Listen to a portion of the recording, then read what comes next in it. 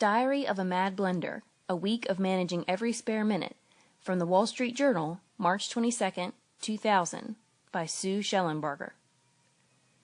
It's one of the hottest work-life trends, integrating work and personal roles with the help of technology and flexible work setups.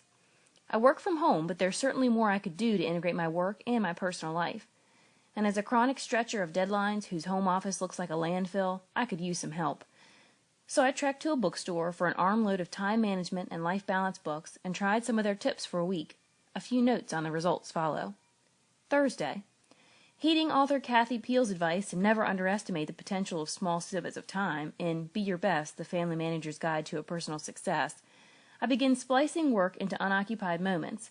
I take my laptop to my son's dentist appointment and work in the waiting room. I edit a story on a treadmill at the gym, where I find it easy to slash the fat out of my copy. Friday.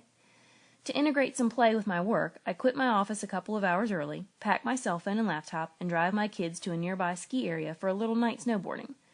As I help my son with his bindings, a colleague calls on my cell phone to ask for sources for a story. Though I know the subject, I draw a blank. Somehow, the grandeur of my environment has idled the needed part of my brain.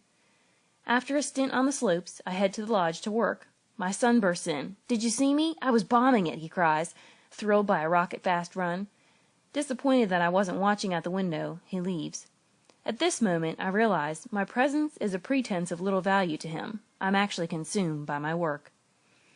Monday. The experts suggest a laundry list of things to do while my computer is booting up.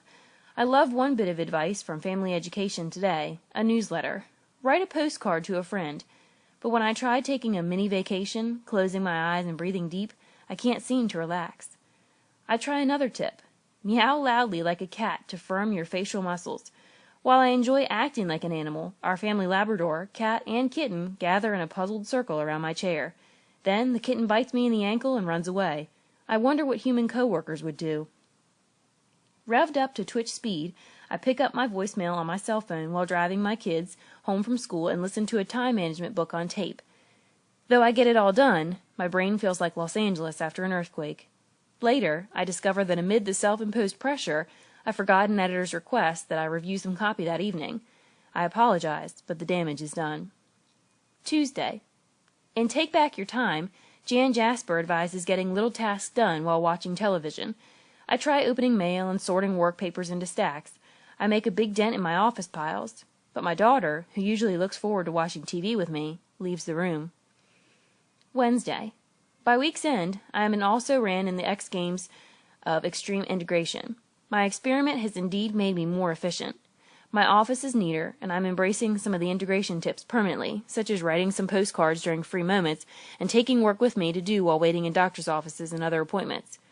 But jugglers beware. It was far easier for me to splice more work into my week than to add time for rest and relationships. For me, at least, extreme integration is a rigid game in favor of work. And as I review my work, I agree, as James Gleick suggests in his 1999 book Faster, that the more I cram into my days, the stupider I get. My jam-packed week has produced not only fresh idea or novel insight, not one fresh idea or novel insight, Only after family needs force me to take a complete break does my mind kick back into a creative mode. Maybe, as some management gurus suggest, my brain just needs a little cross-training. But in its current condition, it clearly needs a good long rest.